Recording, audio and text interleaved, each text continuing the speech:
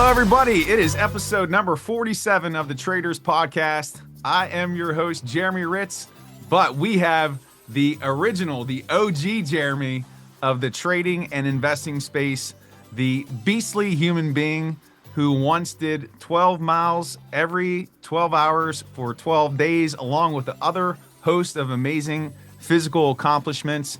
He's got a new podcast that I'm super pumped to talk to you all about today. And without further hesitation, Jerremy Alexander Newsome, welcome to the show, my brother. My dude, the smile of the mile. Love having you here. Love being around your presence, man. Always have. I'm honored that you're back here. This is the second time, man. You're a two-time guest, so let's hop right in here. And I wanted to start by talking about your new podcast and really what you've been working on here recently. It's fascinating.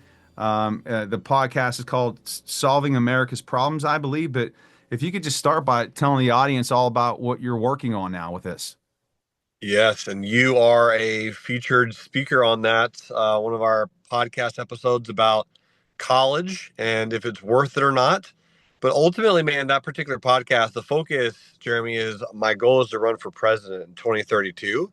And so between now and then, what I'm doing is not only building up information and resources, but really doing my absolute best just to learn what some of the problems are in this country, but more importantly, learn some of the solutions. As you have taught me, a problem written down is halfway solved. So we have to start tackling these things, knowing that the educational reform is probably the most ostentatious, most overwhelmingly scary, but also will be the most overwhelmingly impactful change that this country can have. And so it's going to be the main premise and main focus of the entire product and program and podcast. Awesome. And they could find that at any podcast outlet, Spotify, Oh, yeah. all that stuff. All right. Well, You know it, baby. Yeah, man. I'll make sure I link that in the show notes for everyone to check out, and make sure you give it a listen. It's great. I've started listening here once it started. And yes, check out the episode that I'm on. That would be appreciated. But appreciate you sharing that, brother. Yeah, But man. let's talk some trading and investing here. And the last time I had you on, I asked you for advice for beginning traders who were just starting out. And being over a year, the audience is slowly growing here. Courage pays better than fear trading. Now we have some intermediate people in the game and maybe some advanced. But what advice would you give to those intermediate advanced traders who have become profitable that's different from what you would offer to a beginner? Yeah. And it's beautiful, the stages of growth of trading, because obviously the big holy grail of trading is to be able to create income, pay the bills, offset a lot of the living expenses of life, and just pour into the family and give more and be more. But that's going to be it, right? The big one is find very intentional ways to need your money. So for my intermediate traders, my advanced traders, my traders who are starting to churn out some profits. So now the game is money loves to be spent, money loves to be used, money loves to go to work, and it needs to know why. Most traders who do not take profits and lock in gains is because they don't really know what they're supposed to do with the money. The goal is just to grow the account as large as possible, right, Rich? Like that's it. Just grow the account as large as possible and have as much money in there as humanly possible. Well, between 300,000 and 3 million, there's a lot that you can do with that money in relation to not only assets, but like one of the things I love that you've done is like you built out your house, right? You put in money into your home. You renovated portions of your house that made it more comfortable, made it more relaxing, made it more enjoyable for the family. Start doing that, right? Think ahead for my traders. What do you need? Is it a new vehicle? Is it a new refrigerator? Is it a new kitchen? Do you have you and your wife not taken a trip in a long time? Start planning. What do you want to do with this money? What do you want to do with this profit? And continually recycle. When you make some profits every month, pull out those profits and actually spend them on having a little bit of a better life. That will accelerate so quickly, not only the learning curve, but the profitability curve.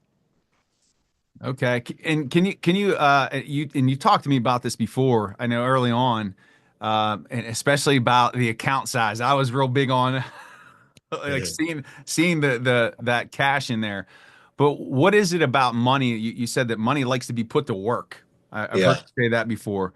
Why does that attract more money when you're actually making it work for you? What is it about that action?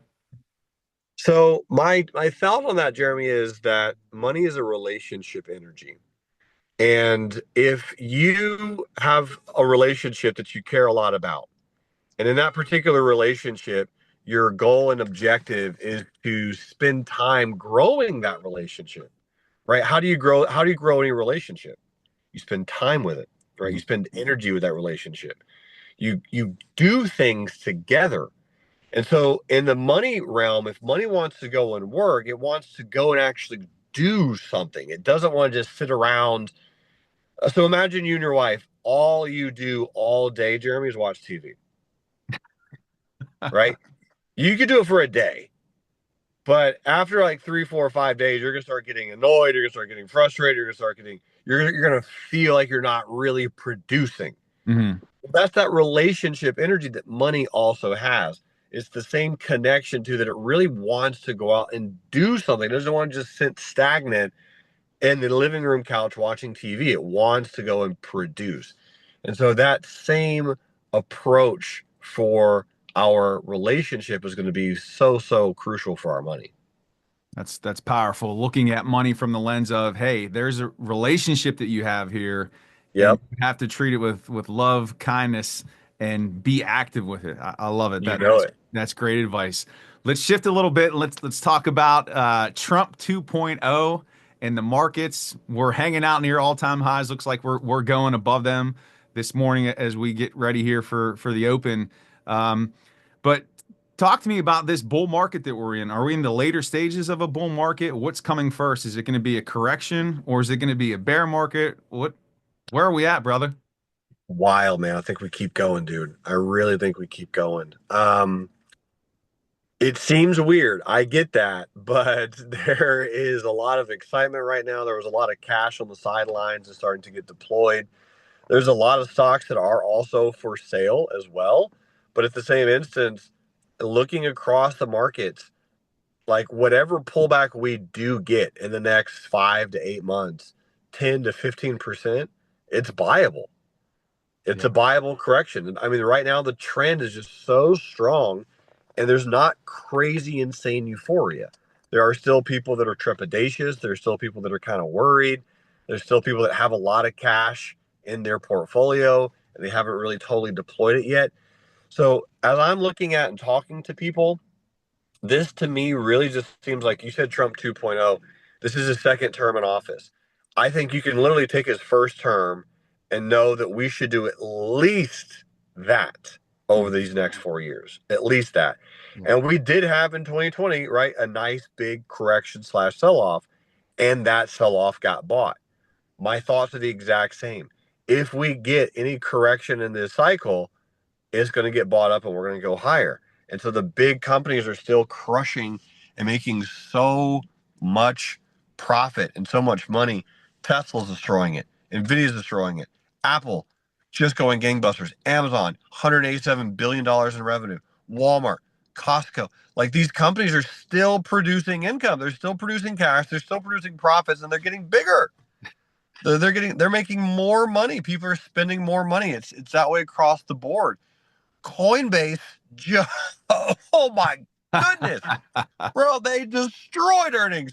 They Yeah. thought they were going to do 1.3 billion. They did 2.3 billion. Can you imagine missing earnings by $1 billion when you're Coinbase? Like they tripled top line revenue in the last 3 years. It's amazing. So ultimately, the prices of a lot of stocks, although yes, some people might feel like they are high, they are kind of justified because earnings are continually increasing right now. Yeah. Yeah, going off of the Coinbase, I know they're not a big mover on earnings. They sold off a little bit, but typically they kind of rise following that. But let's talk about Bitcoin real fast because I know you are a Bitcoin proponent, and we've been kind of sideways for the last 13 days, and people are like, "Oh, it's going to zero." I'm like, "Dude, it's 96,000 in that range, 94 to 96,000. Yeah. What's the path that you see coming for Bitcoin, and this whole talk of a U.S. strategic reserve. Do you see that coming to fruition? Yeah, I do actually. And I do personally believe that this is a buying range, the 90 to 95,000. If you make a purchase somewhere in there, I think you're going to do just fine. And ultimately, like 105, 106, we've already been there before, so that's a no-brainer. Like that's Hmm. absolutely going to happen. But if you buy at 92 and sell at 106, man, that's still an incredible return. That's Yeah, like 14, 15%. Like that's really nice. But ultimately, yeah, man, I really do think this year we see Bitcoin at 130,000 plus. yeah. And when we get there, again, whatever dips, whatever corrections we have, we will end up getting bought. Right now in Bitcoin, Jeremy knows this, but what's happening is Bitcoin is correcting in what's called time and not price. A correction in time simply means that people start getting bored of something, right? Bitcoin hit that magical, mythical unicorn of $100,000. So now that it's hit that price, now we're trading sideways and we are correcting in time. People are starting to lose interest. They think and it's not going to go to 250,000 overnight anymore. So they're starting to lose their zeal and their zest. The stock is, as you said, trading sideways. Moving averages, technical averages are catching up to the overall price action. And those moving averages coming up from the bottom are going to slowly keep kind of pressing it higher. So in general, yes, Bitcoin goes higher, dips get bought, and right now we're having a really, really beautiful correction. Absolutely, 100%. And you were always on me, dude. Did you get Bitcoin yet? Did you buy Bitcoin? And thankfully, I started buying last April. All those dips in the summer, and yeah, man. Every day I buy, and I buy at the end of the month, but I buy $11.11 every single day of Love it. Bitcoin. I know it's not Love it. much, but No, hey, that adds up over the course of the year. it So does. It is. It is adding up and it does add up. Yes, you're yeah. 100% correct, Yeah. dude. So we talked about Bitcoin, we talked about a potential correction, the state of the bull market, and we'd be remiss not to talk about artificial intelligence. We had that DeepSeek sell-off a few weeks ago, the large language model from China, NVIDIA tank, but now it's at 141 pre-market earnings coming next week. Jeremy, give us a status update, AI, NVIDIA, what happens next week on earnings? Is that going to lift everything back up in the chip space? Where are we at there? Yeah, I do believe so. Right now we're running up into earnings, and I think if earnings gaps up on Nvidia, we'll have a sell-off again, but that sell-off will be very, very viable. The best thing that anyone here can hope for is a gap down on Nvidia on earnings, because that would give us another opportunity to kind of buy it. That DeepSeek thing was the stupidest, just the most asinine headline I'd ever seen in my entire life. A $6 million Chinese AI learning language model that got put together with bubblegum sticks and like glue. Like $6 million. People forget how large Nvidia is. Like they'll sell $6 million worth of chips now. They just did it. Yeah. Right? Like that's Yeah. that's how quick they and how large this company is. So I thought that that was a very, very strong, incredible buying opportunity. And AI, man, like I would love to come back on here and just talk for 15, 20 minutes about AI because the amount of jobs that this industry and this sector is going to take and the amount of people are going to get displaced in a very, very short period of time, like 5 years, the country and the world and the job market's almost going to be unrecognizable with Mhm. the speed and the quickness that um, and the companies are going to make even more money because they're going to have less employees, and AI is going to be able to do very, very similar jobs that the employees are going to be able to do. Yeah. So it's going to be a crazy, insane, very, very fast shift. And ultimately, man, the way I see it, yes, Nvidia, if it gaps down on earnings, incredible buying opportunity. I do think it's going to gap up on earnings probably into the 150 space and then probably push into 170. And then ultimately we'll have a small pullback, maybe back down to 140, and then it's off to the races again. I mean, I think this move that we just got, that 113, like we may never see 113 ever again on Yeah. Nvidia. Yeah. That might have been it. So if you got in, congratulations. If you didn't get in, there's still gonna be opportunities to get in. I just don't think you're gonna be able to get in at that price. Yep. Yep. It was definitely a viable opportunity there. And I only Yeah, have two more for you out of respect for your time. We talk about the Mag 7, how they've been crushing it. I got to bring up Microsoft, the laggard of the bunch since January yeah. of last year.